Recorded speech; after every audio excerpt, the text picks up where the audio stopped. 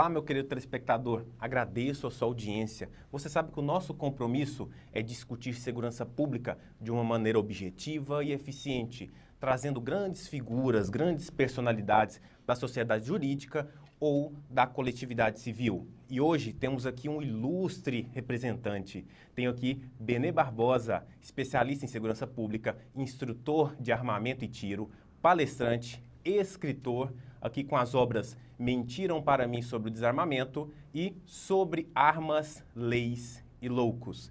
Benê, agradeço a disponibilidade na agenda. Eu não tenho dúvida que vai ser brilhante essa entrevista. Eu que agradeço a oportunidade. Vamos bater um bom papo aí sobre segurança. Com toda certeza. Benê, eu gostaria que você se apresentasse para o nosso telespectador goiano. Eu sei que você tem uma notoriedade frente todo ao Brasil, mas conta um pouco sobre sua história, como que você surgiu para levantar essa bandeira que está sendo tão importante para a sociedade. Vamos lá. Bom, eu comecei em 1992, né, quando apareceu um primeiro projeto de lei tentando desarmar a sociedade brasileira, né? Era um projeto bastante radical, né? Eu, na época, já tinha uma arma de fogo, que eu comprei assim que eu fiz 21 anos. Armas eram absolutamente comuns em casa, né? Meu pai tinha arma, minha mãe tinha arma, meu pai viajava muito, então ficava uma arma ali no criado mudo dela sempre, né? E eu percebi nisso alguma coisa de errada, né? Porque assim, você tinha uma criminalidade que estava crescendo, né? Cada vez mais cruel, cada vez mais violenta, e aí chega alguém e diz, não, você tem que desarmar o cidadão, né? Já não fazia muito sentido. E eu comecei a me aprofundar nesse assunto, criei um site na época, né, para divulgar essas informações, uma vez que a gente não tinha nenhum outro meio de divulgação, né? Isso foi mais ou menos nos anos 2000 já. Em 2004 nós fundamos o Movimento Viva Brasil, né? Nós já tínhamos o estatuto aprovado em 2003, em 2004 nós resolvemos, vamos dizer assim, profissionalizar, né, essa luta, né, para levar informações para as pessoas. Vencemos o referendo em 2005, né? Logo depois, né, eu me tornei articulista, debatedor, comecei a dar palestras pelo Brasil sobre o tema. Em 2015, né, lancei o meu primeiro livro, que é o Mentiram para mim sobre desarmamento, e agora estou aqui em Goiânia lançando o segundo livro, que é o Sobre armas, leis e loucos. Benê, aqui a advocacia está em luto. 2 advogados foram mortos dentro do escritório. Marcaram uma consulta, chegaram e ceifaram a vida dos 2. Você tem uma notoriedade muito grande e você, no meu entender pessoal, se você tivesse colocado no pleito passado, você conseguiria uma cadeira junto ao nosso parlamento. E aqui eu trago uma pergunta que você poderia, tanto quanto congressista ou atualmente como um grande representante da sociedade, levanta. A revogação, você luta pela revogação total do Estatuto de Desarmamento, da 10.826, ou por parte dela, ou como estaria funcionando para melhor atender a sociedade? Vamos lá, né? Primeira questão dos advogados, isso não é a primeira vez que acontece. Infelizmente. Né? Não vai ser a última, né? A gente tem, a verdade é que a segurança pública, ela nunca pode ser encarada como uma solução de segurança pessoal. Sim. Né? Nenhum governo, nenhum estado, nenhuma instituição policial está preparada e nunca estará preparado para proteger todos os cidadãos 24 horas por dia. Exatamente. Não é onipresente, não é onisciente, né? Portanto, o Estado ele não pode privar você de, se quiser, ter uma arma de fogo para se defender. Né? Nesse caso dos advogados, talvez se eles tivessem armas, né, eles poderiam ter sobrevivido. Sim. O que a gente sabe é que eles não tinham, né, e foram vítimas fáceis, foram executados, né, sem nenhuma chance de defesa. Né? Realmente poderia estar hoje no Congresso Nacional, principalmente em 2018, né? Sim, eu sim. Costumo brincar, né? Houve uma grande onda. Exatamente. Eu costumo brincar, falar assim, não, bastava mudar meu nome, né? Punha Benê Bolsonaro da Bala, né? Tava eleito, né? Fazia a mãozinha e tava eleito, né? Mas eu sempre preferi me manter fora do Congresso, né? Pelo seguinte, eu acredito, né, que eu posso fazer muito mais estando fora, né, e levando informações do que estando dentro. Né? Isso se mostrou verdadeiro nesses últimos 2 anos, nessa nova legislatura. Por quê? Porque a gente viu lá um monte de gente sendo eleita, né, fazendo lá arminha com a mão, né, prometendo, né, porte, prometendo modificar o estatuto, prometendo melhorar a vida do cidadão que quer adquirir uma arma de fogo, Só que o que a gente viu aqui no Congresso, absolutamente nada foi feito. Realmente. Foi zero, zero, zero. Esse assunto morreu no Congresso. Mesmo a tal bancada da bala, né, ela não fez absolutamente nada, né? E aí por dois motivos, né? Primeiro, realmente ainda é um assunto, né, que gera, gera uma desconfiança muito grande nas pessoas, né? Exatamente por conta dessa contaminação que houve durante 30 anos. Sim. Né? E segundo, né, a gente vê pessoas que se diziam, vamos dizer assim, armamentistas, né, mas só eram armamentistas até a página 2. Com certeza. Né, a partir daquilo, né, e a gente percebe o quê? Que essas pessoas estão pautadas, né, pela grande imprensa, né, pela grande mídia, que ainda tem muita força nesse sentido, principalmente com os congressistas, né? Sim. E por essa contaminação que eu falei que ocorreu durante 30 anos. Né? Então é aquele deputado, aquele senador que fala assim, não, eu sou favorável que o cidadão tenha uma arma de casa, mas eu sou contra porte, porque porte é perigoso, vai sair tiroteio na rua, Sim, sim. vai virar bang-bang, né? E tudo isso é uma bobagem, a verdade é essa, né? Eu falo disso no livro, né? No primeiro livro, falo no segundo também, mas principalmente no primeiro livro, né? Que a gente mostra que não é assim. Tanto é que a gente, num passado muito recente, né? Até 1997, o porte ilegal de armas no Brasil sequer era crime. Era uma simples contravenção penal. Sim, sim. Né? E até 2003, né, era muito fácil você ter o porte de armas. Eu mesmo andei armado durante 12 anos, 13 anos, né, de 92 até 2003. Uhum. Né? E em 2003, o Congresso decidiu que eu não tinha mais capacidade para andar armado. Né? Essas coisas que não fazem sentido. Importante o seu raciocínio. Vamos que conjecturar umas outras situações também. A gente tem a legítima defesa, comportada no Código Penal, no artigo 25 lá, sobre os meios moderados, né? Circula em redes sociais muito os seus vídeos, e um deles eu constatei que você estava em uma conversa com um outro entrevistador, e ele falou assim, olha, mas se você tem uma arma na sua casa, você está predisposta a matar a pessoa que entra. Por um simples bem, por um simples furto, você vê ela furtando o seu carro, você explicou como que era nos Estados Unidos, que é diferente, né? A gente não cabe entrar aqui no momento que não tem para discutir como que funciona a legítima defesa aqui, mas você falou assim, você foi cirúrgico, você falou assim, veja bem, se a pessoa adentra a minha residência para furtar, ela que está predisposta a me matar se acontecer algo diferente. Então, em resumo, a sociedade ela deve entender esse raciocínio ou ela deve entender o raciocínio de que armas em casas vão trazer perigo às suas famílias?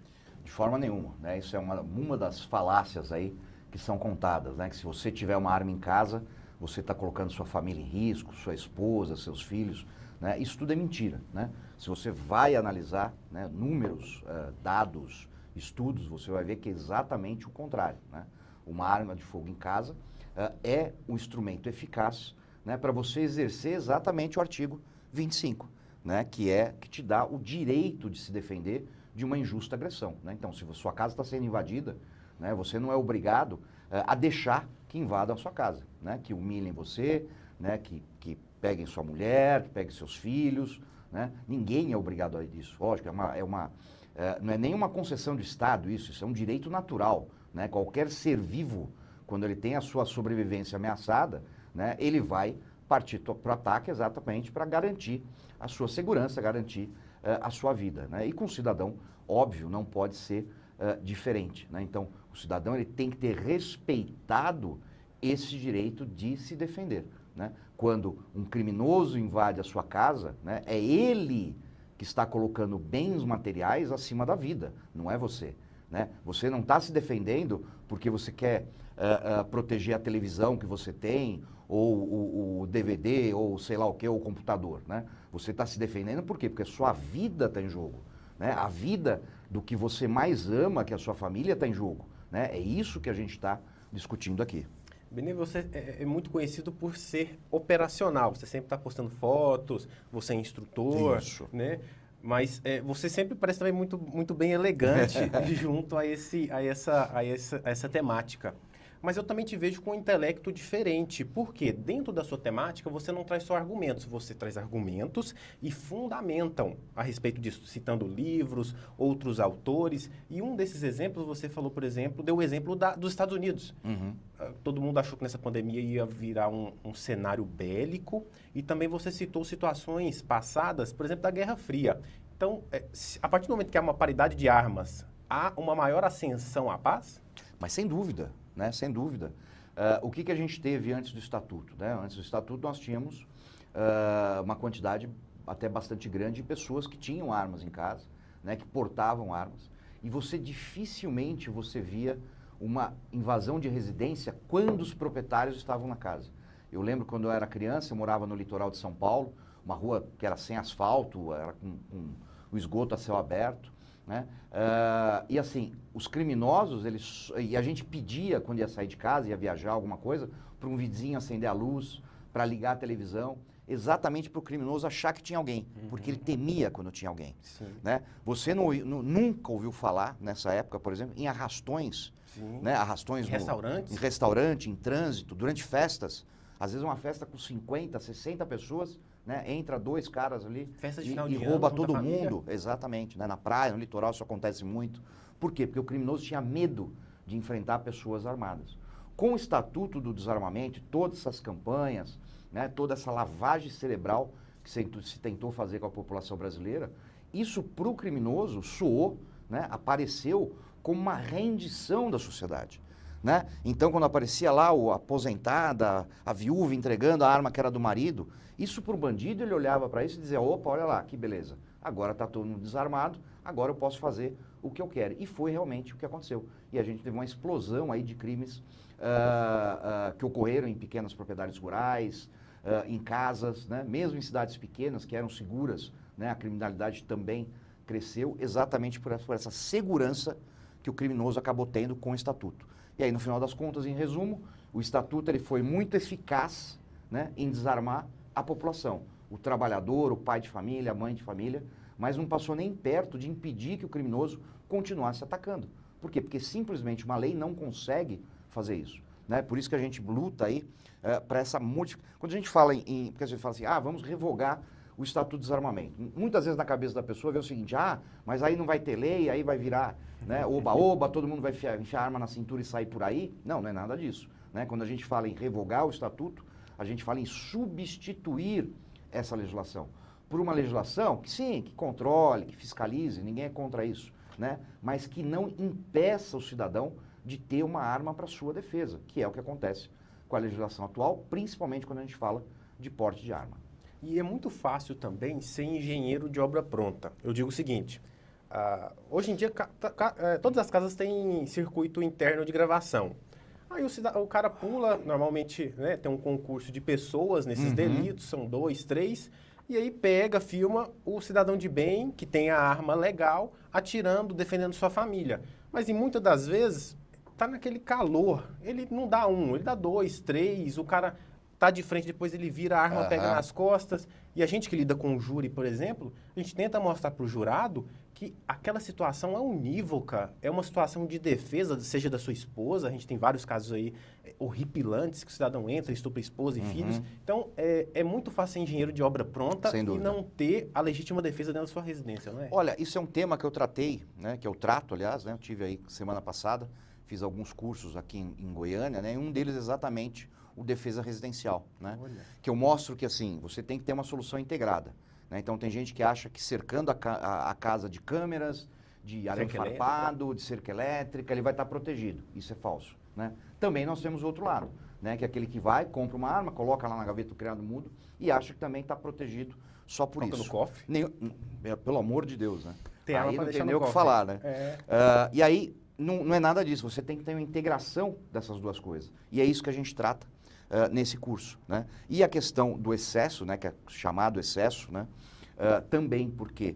Porque uma coisa é você analisar um processo, né, aqui no ar-condicionado, né, olhando friamente ali o que foi escrito, que foi detalhado. A outra coisa é você vivenciar essa questão, né? Seria mais ou menos como assistir um filminho aí de uma montanha-russa, a diferença que faz você estar na montanha-russa. né, é a mesma coisa, né? Com então, certeza. você ler sobre uma reação armada é muito diferente de você estar nessa reação armada, né, inclusive com risco de morrer, Sim. né?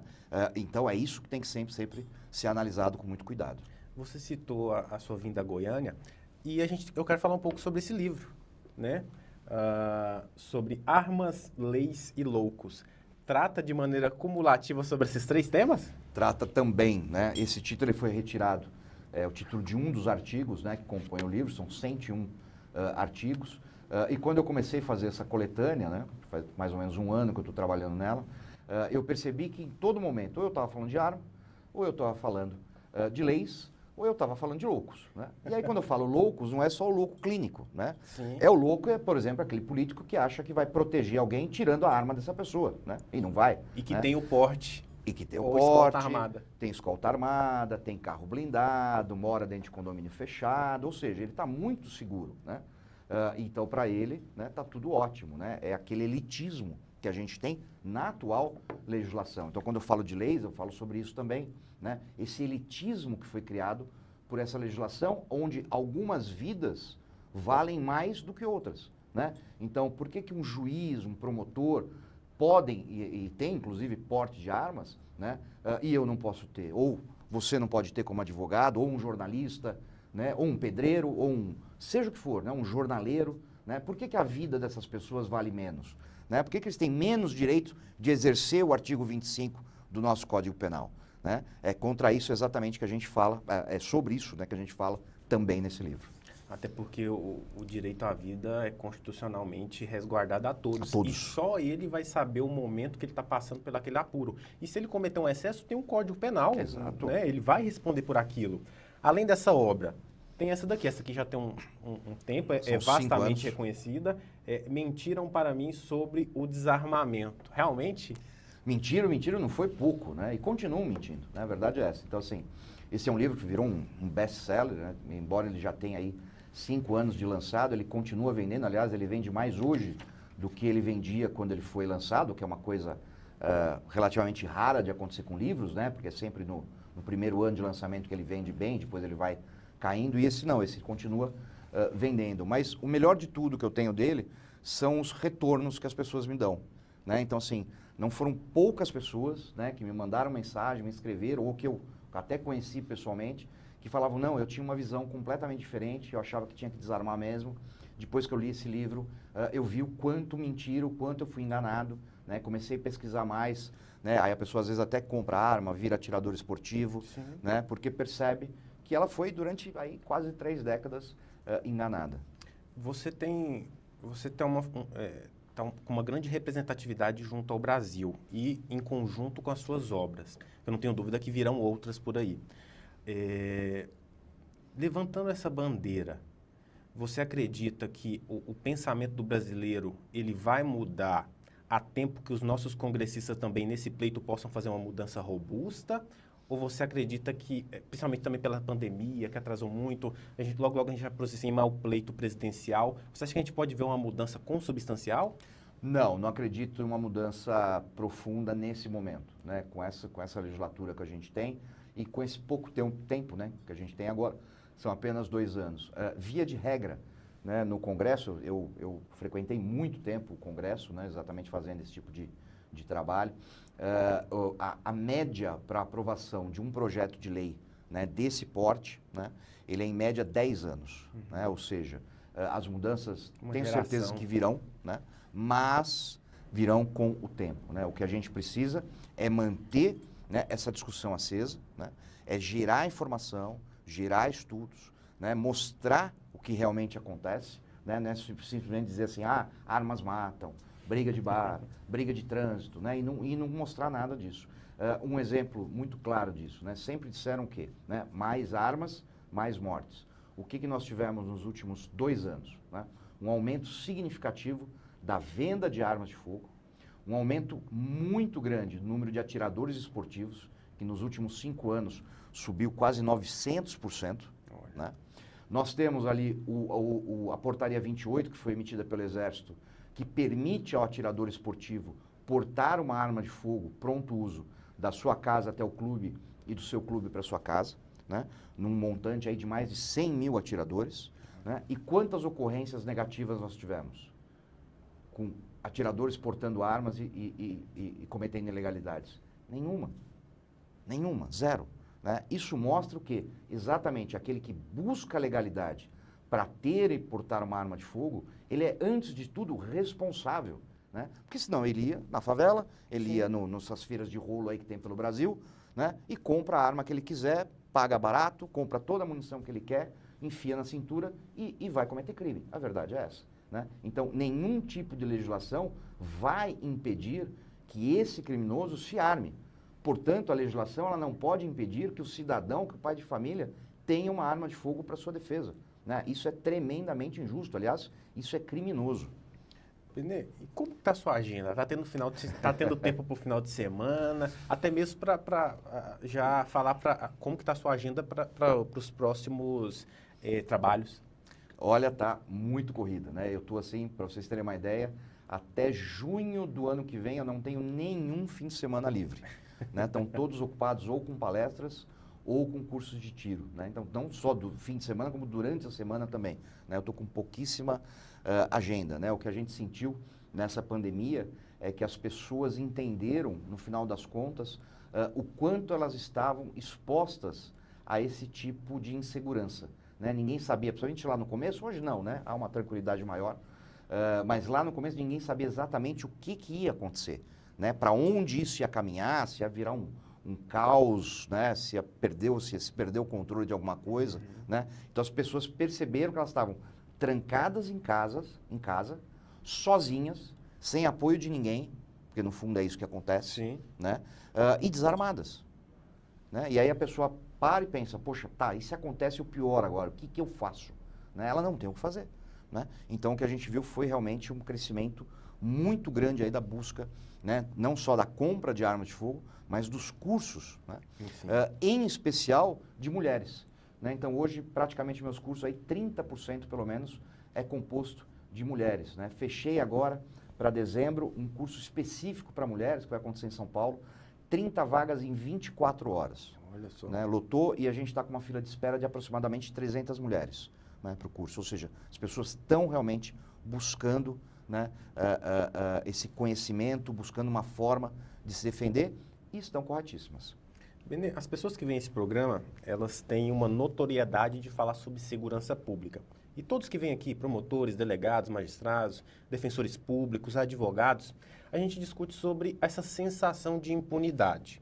E sobre a sua vertente, o cidadão de bem armado, e essa sensação de impunidade, eu sempre costumo falar assim, ó, se algo acontece de bom, é a união de vários fatores, do mesmo jeito que a situação ruim. Claro. Também é a união de vários fatores, não é algo que é único, vem e faz aquilo ficar bom ou ruim.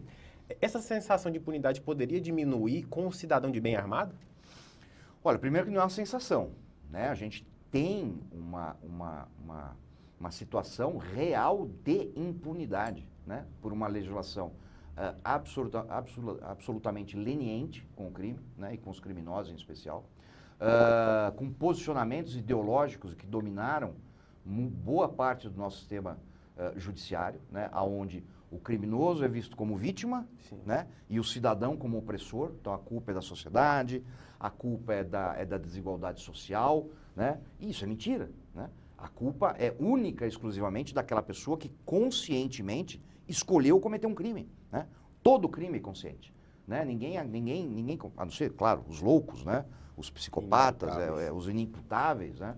Mas, via de regra, né, aquele criminoso, ele escolheu cometer o crime. Hoje a nossa impunidade, só para dar um número rapidamente, né? De cada 100 assassinatos no Brasil hoje, só se descobre a autoria de 8. E desses 8, só 2 terminam em prisão do assassino. Isso diz tudo, né? Acaba que essa situação mesmo que você pontuou, a gente discute muito com essas autoridades públicas, também a falta de efetivo contribui para essa impunidade que acontece. Por isso que temos o raciocínio, coadunamos a respeito disso, de que o cidadão de bem ele deve portar uma arma de fogo, porque, como você ponderou na sua fala inicial, o Estado ele não é onipresente, onipotente, ainda mais num Brasil de dimensões continentais. Nunca, né? Eu viajo o Brasil todo aí. E o que você vê, por exemplo, né, eu tive há pouco tempo lá em Santarém, E aí você vê ali os ribeirinhos, né, no Pará, que estão a 400 quilômetros da cidade mais próxima, né? Como é que você acha que essa pessoa vai poder contar com o poder estatal para defender a sua vida, né? Nunca, isso nunca vai acontecer. Então, muitas legislações que são discutidas no Brasil têm esse problema grave, né? Porque elas são discutidas e propostas imaginando que o Brasil que o Brasil é composto de Brasília, Rio de Janeiro e São Paulo, né? E o Brasil é muito mais do que isso, né? E isso muitas vezes não é percebido, né, pelos nossos deputados e senadores, né, que parecem que quando caem em Brasília esquecem que existe o resto do Brasil. E o aumento do calibre para o cidadão de bem utilizar, isso realmente foi um benefício? Foi excelente. Aliás, de todas as modificações, para mim essa foi a mais significativa. Por quê? Porque a gente tinha até então, né, para pistolas, para o revólver até o calibre 38 máximo, e para pistolas até o calibre 380, que é um calibre anêmico, né, que não é um calibre que realmente seja efetivo para você utilizar para a defesa. Enquanto isso, os criminosos sempre tiveram acesso a qualquer calibre, a qualquer tipo de arma, né, sem nenhum tipo de restrição, né? Portanto, é óbvio e justo, né, que o cidadão também tivesse acesso a esses calibres. E aí, mais uma coisa, né? Porque quando isso foi aprovado lá no começo desse ano, o que aconteceu? Aquela gritaria, né? Ah, e agora liberaram 9 milímetros, agora liberaram 45, né? Vai ter tiro aí atravessando, né, 10 casas, capotando Fusca, né? Aquela maluquice de pessoas que não entendem do assunto, né? E mais uma vez, o que aconteceu? Nada. Nada de ruim aconteceu, muito pelo contrário. O que a gente está assistindo é que, infelizmente, a imprensa fala muito pouco disso, né? O que a gente está assistindo é um crescimento bastante elevado de criminosos que estão se dando mal, né? Por quê? Porque agora estão encontrando vítimas, né, ou possíveis vítimas armadas, preparadas e dispostas a não serem mais ovelhas, né? E isso ninguém mostra. Benê, o tempo passa muito rápido. Eu quero aqui agradecer o seu espaço na agenda, a sua vinda aqui em Goiânia. Espero que você tenha sido muito bem acolhido, né? Que possa ter próximas agendas aqui. O programa se coloca sempre aberto para oportunidades futuras. E eu abro aqui para suas considerações finais, meu querido. Bom, eu agradeço, né? E é um convite que eu sempre faço. Aliás, eu faço isso desde que eu comecei, né? Eu digo, não acreditem, né? O princípio é não acreditar. Ou seja, tudo que eu falei, né? Compra o meu livro, vê se é isso mesmo, né? Estudem, né? Corram atrás dessa informação e vocês vão perceber quem é que está certo nessa história. Informação de qualidade. Meus queridos, agora nós vamos ver um salvamento heróico de 2 policiais. Eu coloco como salvamento, porque fazer um parto é o salvamento de uma vida.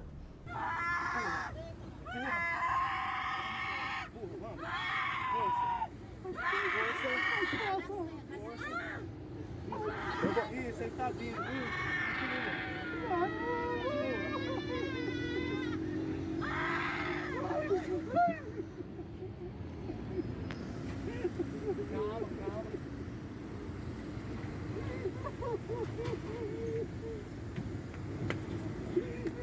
Uma das funções desse programa é trazer à baila para a sociedade atos heróicos das nossas forças policiais. Já recebemos a equipe do Choque em um salvamento de um ônibus que havia capotado, a equipe da GCM do Romu, quando fez trabalho social no Dia das Crianças e também no Natal. Também recebemos aqui aquele salvamento da equipe do Corpo de Bombeiros que fez via acesso remoto. E aqui eu tenho também um novo ato heróico, para mim um dos mais relevantes. Imagine, meu querido telespectador, você está no trânsito, olha ao lado e percebe que uma moça está entrando em um trabalho de parto. Como você agiria, né? Eu tenho aqui 2 heróis que fizeram isso, tiveram a honra e a destreza de atuarem nesse tipo de situação. Mas antes eu quero aqui fazer uma menção honrosa e um agradecimento ao comandante, tenente-coronel Maximiliano, e também a todos do 9º Batalhão da Polícia Militar. A gente recebe aqui nos nossos estúdios o Sargento Correia e o Soldado Soares. Sargento Correia, tudo bem? Boa tarde, telespectadores. A gente agradece aqui a agenda e a oportunidade de entrevistar vocês. Me conta, Sargento, como que foi essa situação? A gente entrou de serviço, um serviço de 24 horas, era às 6 horas da manhã. Cautelamos a viatura fizemos os preparos, a equipe sempre faz uma oração antes, né? Todos lá, e saímos para a rua. E quando a gente chegou na Avenida Pedro Paulo com a Avenida Perimetral Norte, notamos que do lado esquerdo, na via de trânsito rápido, havia um veículo parado no meio da pista. E uma senhora no volante, outra na frente e um camarada atrás. A gente pensou que poderia ser uma agressão contra a mulher ou um roubo, né? Sim. Aí paramos e procuramos o que estava acontecendo. Foi quando eles informaram que a moça estava em trabalho de parto. Veja bem. Estava em trabalho de partos. A gente indagou se dava para chegar no hospital, como que estava. A motorista disse que não tinha condições de dirigir. E a menina falou que estava sentindo muita dor. Quando a viatura, a gente estacionou ela no mesmo local que a gente estava e desembarcou. Sim. E eu fui em direção à moça e notei que realmente ali pela a situação que se encontrava não dava tempo de chegar no hospital e nem do bombeiro chegar. Sim. Foi aonde eu notei que a criança já estava coroando. Eu fiquei do lado dela, pedi ela calma, mas é meio complicado. A mulher que já teve filho sabe que é uma situação muito tensa, é muita dor, né? Com certeza. E o marido e a tia também gritando, mas é minha função, somos treinados para isso, para ter calma e ter controle, né? Com certeza. Para agir com inteligência. Mas ali Deus nos guiou ali, com o auxílio do soldado Soares no trânsito e acalmando os parentes da moça, eu iniciei ali o trabalho do parto ali, onde a gente teve sucesso. Lembrando que quando eu tirei a criança, ela estava com um cordão umbilical no pescoço. Nossa. Ela já estava ficando... Agravou ela a situação. Isso, ela já estava ficando roxa. Eu tirei rapidamente, pus ela no colo e, graças a Deus, a criança chorou. A mãe ficou mais calma, o marido ficou mais calmo e a gente conseguiu dar a resposta que a sociedade precisava. Sargento Corrêa, nos confidencia aqui, quanto tempo de instituição? 28 anos e 7 meses. Já passou por algo semelhante? Nunca. Muitas situações complicadas, mas essa aí de salvar 2 vidas, ter 2 vidas na sua mão, é a primeira vez. Soldado Soares, quanto tempo de instituição? Tenho 3 anos. Já passou por isso também? Não, nunca. Primeira vez, para mim foi novidade. Essa situação, né, é uma situação complicada, no qual eu tive que controlar o trânsito ali, porque é muito intenso, né, evitar até possíveis acidentes ali. E os parentes ali, os familiares desesperados ali em pânico, né, igual mencionou o Sargento Corrêa. E eu tive essa função, né, eu agradeço a Deus, em primeiro lugar, né, porque se não fosse Ele, não tinha dado certo, né, e fico muito feliz por isso. Sargento Corrêa, Soldado Soares, é isso que a gente tenta incentivar, porque verdadeiramente aqui, acaba que o dia a dia de vocês já é um trabalho heróico, já é um dia a dia heróico, e ainda ter, em algumas situações, ter que fazer esse tipo de salvamento, com toda certeza acalenta o coração. Acredito que alguns dos senhores devem ter filhos. Como que é chegar em casa e relatar isso frente à família?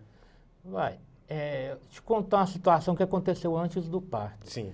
No sábado de manhã, eu levantei, e a gente ia estar de serviço na segunda. Sábado de manhã eu levantei e deu aquele trem na minha cabeça, para mim pôr umas luvas cirúrgicas no bolso da farda para vir trabalhar na segunda. Eu peguei 2 pares de luva e coloquei no bolso.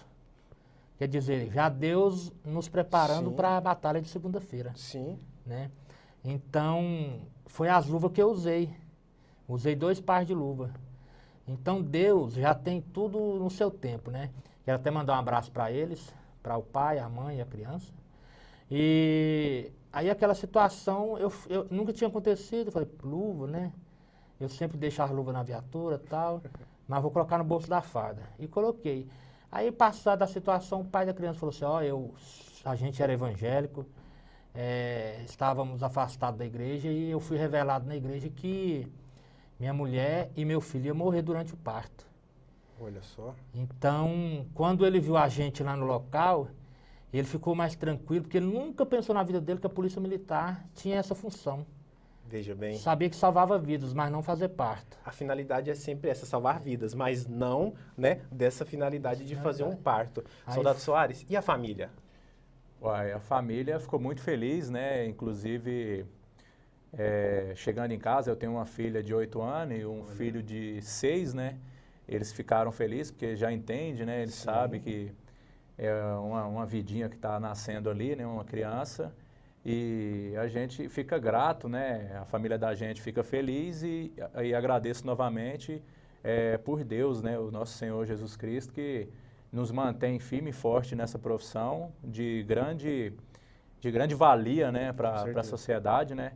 E estamos à disposição para o que deve aí. Até porque é devido a isso que a nossa sociedade espera, né? Que as nossas forças policiais cuidem a cada dia de nós, cidadão de bem. Sargento Correia, gostaria que deixasse aqui uma mensagem para toda a sociedade e também para as outras forças policiais que se encontram, e muitas das vezes, precisando de um apreço, de um herói que faz um parto e que também precisam de um espelho frente à sociedade.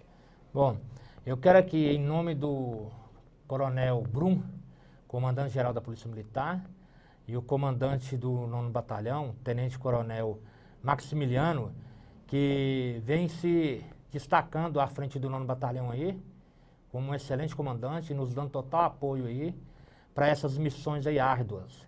E as demais tropas aí, eu quero agradecer aos senhores aí, e que a sociedade possa aí contar com a Polícia Militar, com a Guarda Civil Metropolitana, com o Bombeiro, com o SAMU, que somos incansavelmente aí unidos e juntos nessa batalha aí, seja qual a missão dada, ela será cumprida aí pela Polícia Militar e as demais forças. Com toda certeza.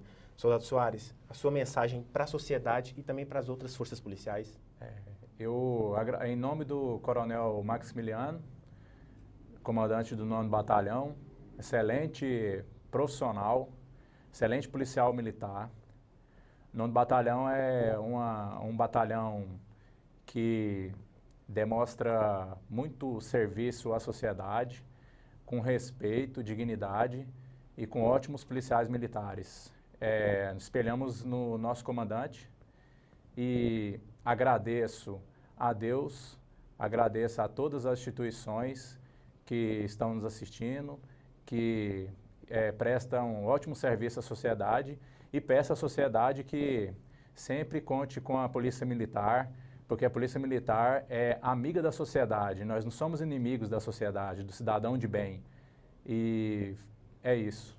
E o nosso programa agradece os senhores que se encontram aqui. O nosso programa tem esse intuito de demonstrar trabalhos heróicos que muitas das vezes não vêm à sociedade pelas redes sociais, por outras emissoras, mas aqui nós nos encontramos presentes para isso. O nosso agradecimento à Polícia Militar, e vamos para um rápido intervalo e voltamos já já.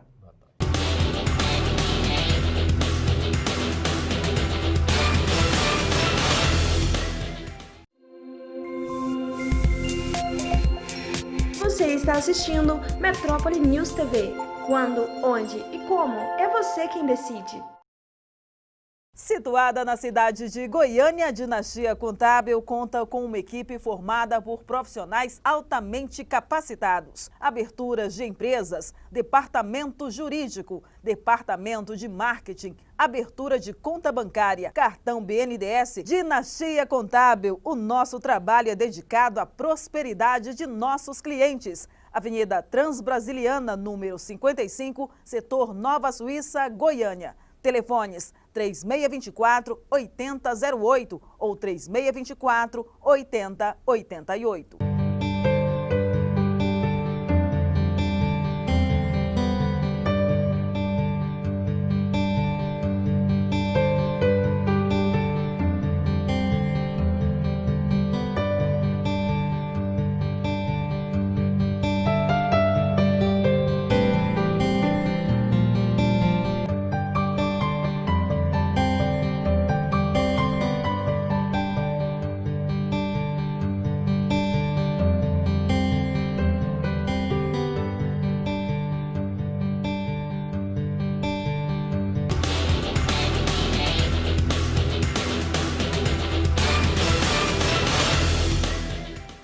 de volta para o nosso segundo bloco. E aqui hoje com renomados participantes.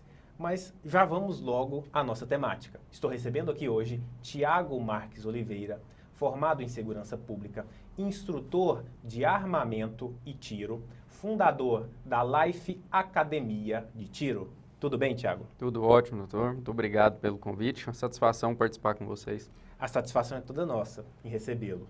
E também estamos recebendo aqui o grande advogado, Dr. Gustavo Henrique de Farias. Tudo bem, Gustavo? Tudo bem, doutor. Obrigado pelo convite. É pertinente a gente discutir esse assunto tão urgente.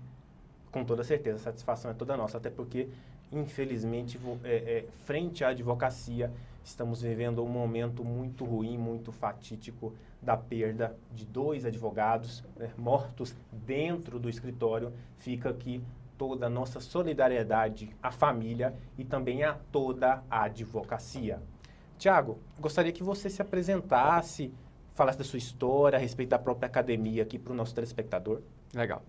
Então, como bem apresentado pelo doutor, me chamo Tiago Marques, sou diretor da Life Academia de Tiro.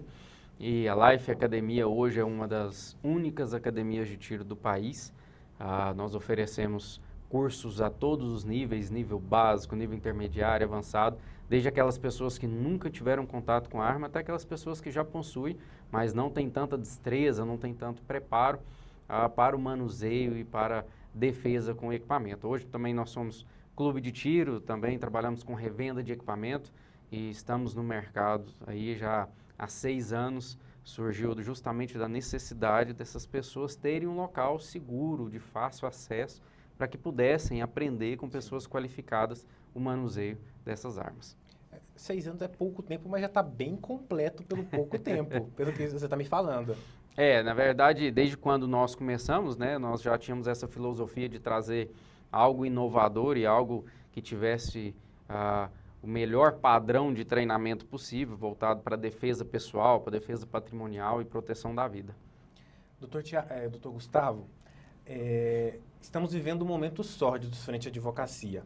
Gostaria que o doutor, que até mesmo pelo cabedal que o doutor tem, pela experiência que tem, falasse um pouco sobre esse momento que estamos vivendo e também se apresentar para o nosso telespectador, tempo de atuação, como que funciona com relação à advocacia. Rafael, eu sou advogado trabalhista, atuei como advogado público até final de 2019 e há 10 anos, já há 10 anos como advogado. E agora eu tenho apenas o escritório onde eu atuo junto com outros colegas. Participei também da comissão da PL 704, aquela que foi votada no final de 2018. Acompanhei de perto aquela votação que tratava justamente sobre porte de arma para advogado e que foi arquivada em 2019. O que aconteceu com nossos colegas foi realmente complicado. Poderia ter sido um desfecho diferente caso eles estivessem portando algum armamento. Mas eu vejo que a OAB ela tem que se posicionar agora de forma efetiva e urgente quanto a isso. É realmente uma situação complicada. Não tem como a advocacia não estar de luto. Tiago, a gente aqui é um bate-bola, até porque a gente está falando tanto da advocacia e quanto a sociedade civil organizada. Uhum. A gente vê, é notório, que há uma maior incentividade para o cidadão se tornar CAC hoje em dia. Realmente houve essa alavancagem em números de CACs?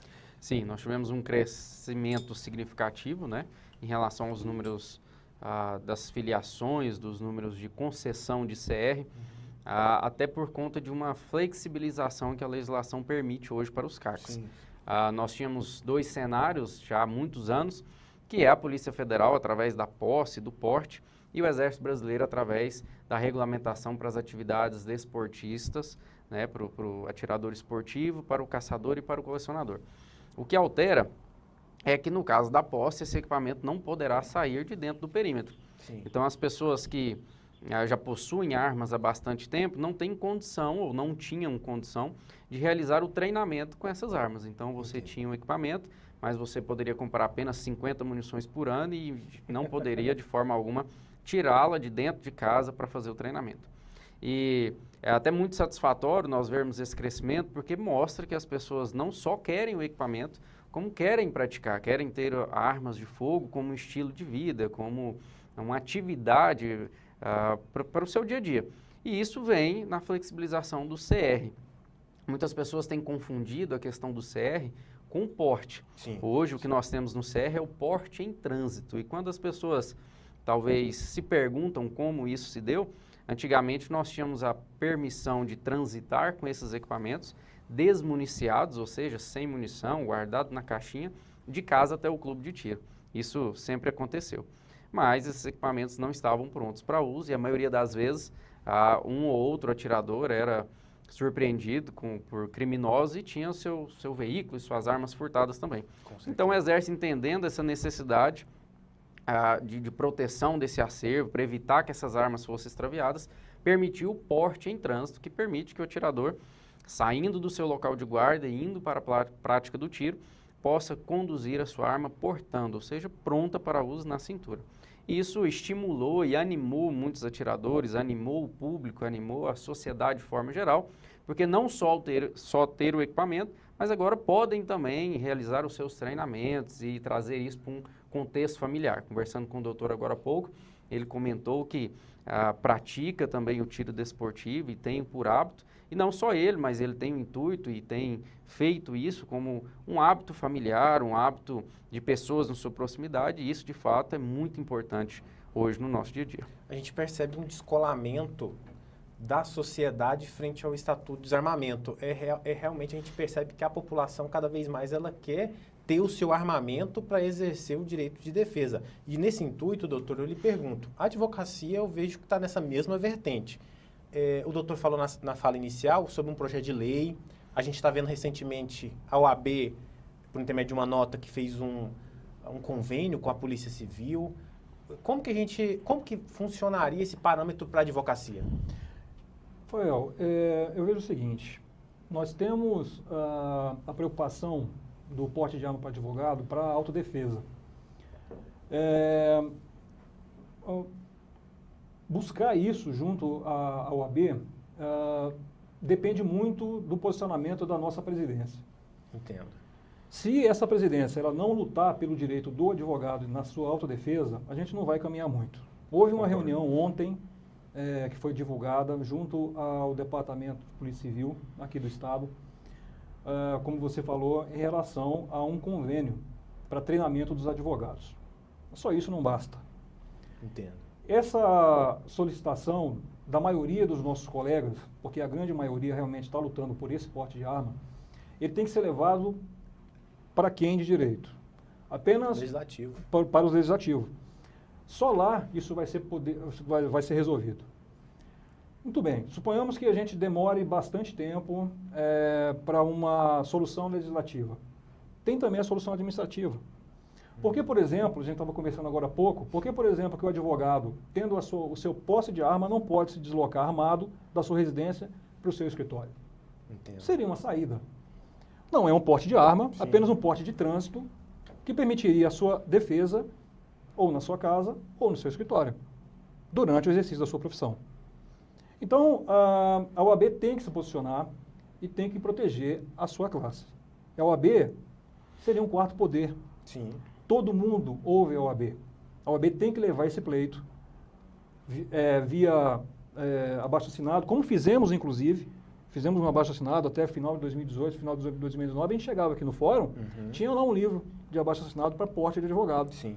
Aquilo foi aprovado pela nossa ordem aqui de Goiás. Não sei se foi levado isso à frente. Os nossos conselheiros não sei se levaram isso à frente, né? Sabidamente, temos que nos preocupar, inclusive, com o próximo pleito de eleição para o nosso presidente. Quando que ele vai, quem vai apoiar isso, né? Então, assim, eu acho que a gente tem que levar isso em consideração.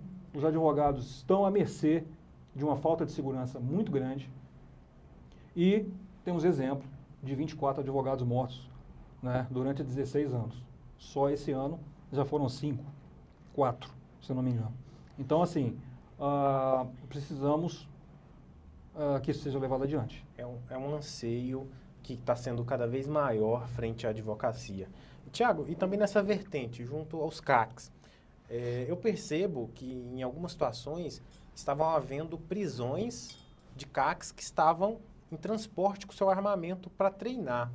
E também recentemente teve até uma reportagem junto ao Fantástico que colocaram os CACs como sendo pessoas perigosas. É tão fácil ser CAC que qualquer pessoa que tem uma ficha corrida pode ter, ou tem vários requisitos que quem porta aquela arma realmente tem a obrigação junto à sociedade de proteger a ele e ao terceiro? Então, quando nós falamos não só do CAC, mas quando nós trazemos para um contexto de armas de fogo para legítima defesa ou pessoas estando armadas, muita gente criminaliza. Sim. Né? E até muitas emissoras, e a Globo tem liderado esse ranking aí contra o armamento, tem dito para a sociedade que isso é um risco e oferece uma insegurança. E, na verdade, é mais uma vez o que fizeram com o Estatuto do Desarmamento. Né? A sociedade sempre quis ter o direito à defesa e, através das grandes mídias, através da opressão de alguns governantes, isso aí se perdeu no meio do caminho. Muita gente confunde esse processo. Acha que comprar uma arma é como se nós fôssemos ali na concessionária e comprássemos um carro, né? E é completamente diferente. Antes de nós comprarmos um equipamento, nós precisamos de autorização dos órgãos competentes. E ao entregar esse requerimento, essa solicitação, já é analisado os antecedentes criminais, já é analisado a aptidão psicológica, aptidão, capacidade técnica, saber se a pessoa consegue manusear com segurança, saber se essa pessoa está apta a possuir um equipamento. Então, assim, não é tão fácil como as pessoas pensam. E nós temos visto, nas pesquisas, nós tivemos um aumento de 200% o número de crescimento de armas registradas e vendas de armas. E, em contrapartida, os números de homicídios com armas de fogo caíram. Sim. Então, nós conseguimos ver de forma muito clara que quem está adquirindo esses equipamentos é o cidadão de bem. Sim. Porque para o cidadão de bem adquirir, ele precisa comprovar que ele é um cidadão de bem, ao contrário da criminalidade. Nós nunca tivemos uma legislação permitindo os criminosos adquirir arma de fogo, e eles sempre tiveram. O que nós queremos é o direito a nos defender com esses equipamentos. Com toda certeza, Tiago. Doutor, todos nós sabemos que não há hierarquia e nem subordinação frente a promotores e membros do judiciário. Somos mais de 1.100.000 advogados. A gente sabe muito bem que não são todos que advogam.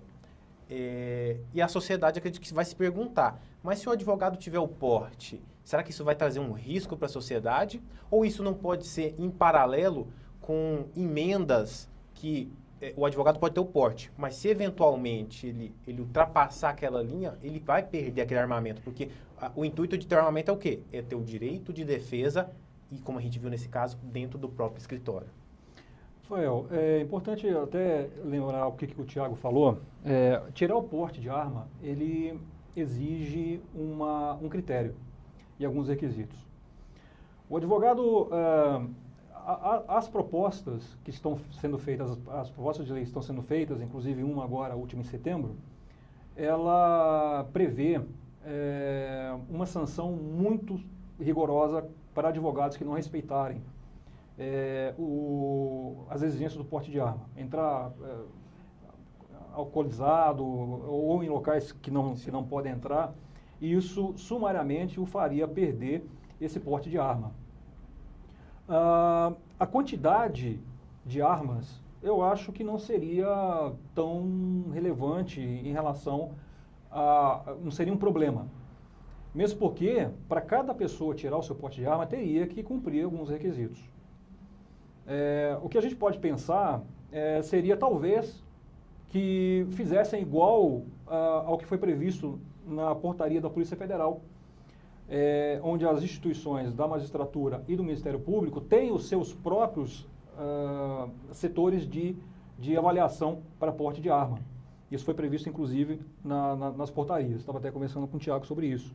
A OAB poderia instituir isso, criar também dentro das suas seccionais, os seus setores, também responsáveis pela avaliação psicológica, pela avaliação de técnica de manuseio, né, dessas armas, e assim garantir que, de fato, os advogados preparados tenham acesso a esse armamento. Com toda certeza. Tiago, uma curiosidade junto à Academia Life. É uma curiosidade mesmo até pessoal, com esse índice de aumento. Qual que é o perfil da pessoa que procura ter um armamento? E também, tem a incidência de mulheres que procuram retirar o CAC? Isso é até algo que é muito interessante, né? Sim, sim. Na maioria dos nossos eventos, dos nossos cursos, se não 50% for mulher, a maioria é. Veja bem, Então, olha a média só. é sempre 50% para mais, porque nós temos visto que a sociedade tem evoluído no ponto de vista feminino, as mulheres têm conquistado cada vez mais o seu espaço e elas querem também e devem ter esse direito à legítima defesa. Ficou para trás aquele discurso que mulher não conseguia manusear uma arma de fogo, não poderia manusear, e muito pelo contrário. Hoje nós temos acompanhado várias mulheres que têm se destacado no tiro desportivo, têm se destacado no tiro defensivo, e eu costumo dizer que lá em casa minha mulher atira, e quando a gente discute eu durmo de colete, mas é porque eu gosto, não é porque eu tenho medo dela não. E eu sempre digo que nada é mais interessante para uma mulher ou para qualquer pessoa da sociedade estar armado. A arma, ela consegue colocar uma mulher em pé de igualdade com qualquer agressor. E eu costumo dizer que nós tivemos uma pergunta recentemente nas nossas redes sociais dizendo que aumentou em 200%, se eu não me engano também, o número de feminicídio durante o período da pandemia. E a pergunta foi que se o índice de armas, né, de comércio fosse maior, se esse índice também de feminicídio não poderia ser.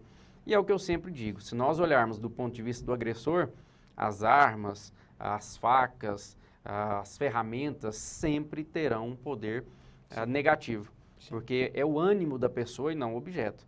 Agora, se nós olharmos pelo ponto de vista da lógica, se essas mulheres, se as vítimas, no modo geral, estivessem armadas, estivessem com uma ferramenta de defesa, talvez elas não fossem vítimas. Hoje nós estamos vivendo uma inversão de valor, onde o errado é a mulher, porque não se veste adequadamente segundo os conceitos de várias pessoas, e é abusada, e o errado é ela por conta disso. O errado é um pai de família que, ao defender os seus filhos, a sua família, utiliza de uma arma de fogo para defesa. E nós temos esquecido a parte criminosa. Nós temos legalizado o criminoso e criminalizado os pais de família, as mães de família e as mulheres de honra no nosso país. É interessante porque qualquer reportagem que surge, é notório que a pessoa reage em plena legítima defesa, mas é colocado em uma certa reportagem, em determinadas reportagens, como aquilo foi algo ruim que ele cometeu em defender o seu patrimônio ou sua família. Doutor, para a gente concluir essa parte da advocacia, porque isso é de suma importância, o doutor referendou o próximo pleito para próximos candidatos, mas em resumo teria que ter uma força maior da entidade OAB para que isso possa se concretizar para a advocacia? Sim. O que acontece, que a gente tem percebido, é o seguinte. A cada tragédia como essa que aconteceu recentemente, forma-se uma comissão. Sim. Lá em 2018 tinha uma comissão que tratava sobre esse assunto, que também participou junto com a gente lá dessas votações na CCJ. Aconteceu uma outra tragédia, montou-se uma outra comissão.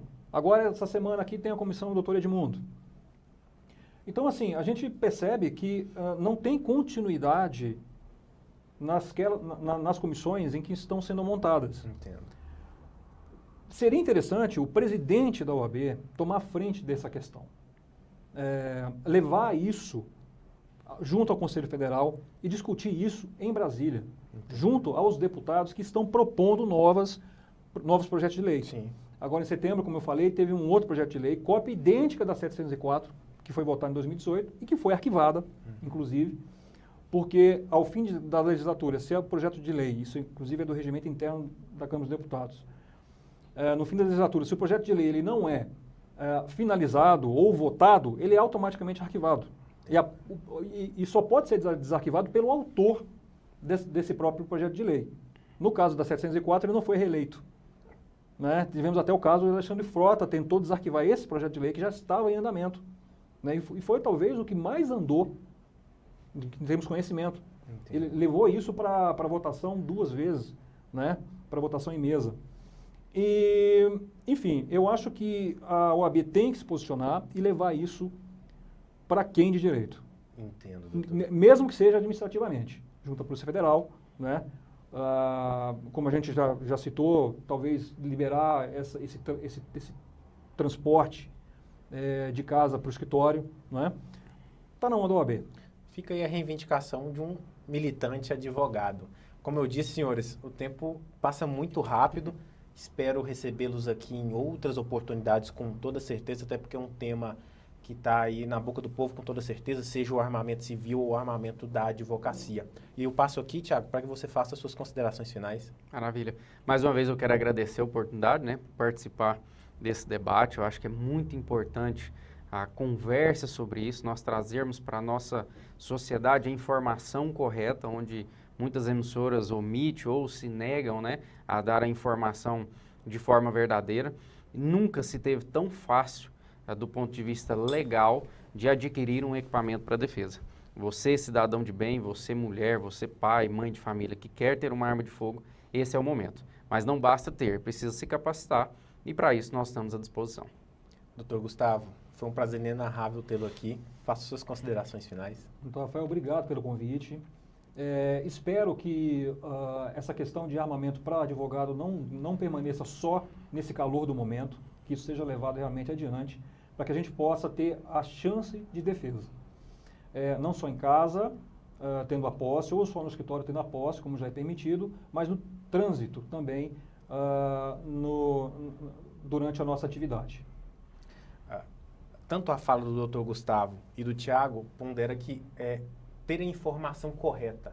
Isso que é assertiva para cada cidadão. E aqui, o nosso programa quer trazer isso, a informação correta para você. Eu quero agradecer a sua audiência e até um próximo programa.